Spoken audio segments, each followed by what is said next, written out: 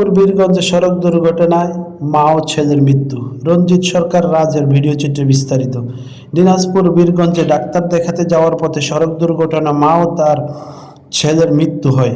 Motorcycle চালক নাজমুল ইসলাম এ ঘটনায় আহত হন।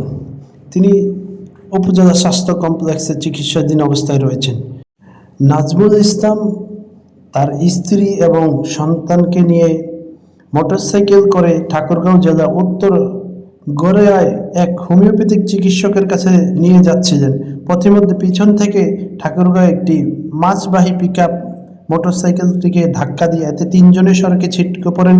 এ সময় পিকআপে ধাক্কায় ফাহিমা আক্তার ও তার শিশু আবদুল্লাহর উপর শরীরের উপর দিয়ে চলে গেলে তারা সেইখানেই নিহত হন এবং নাজমুল ইসলাম রাস্তায় গুরুতর অবস্থায় আহত অবস্থায় পড়ে থাকলে তাকে এলাকাবাসী উদ্ধার করে দ্রুত স্থানীয়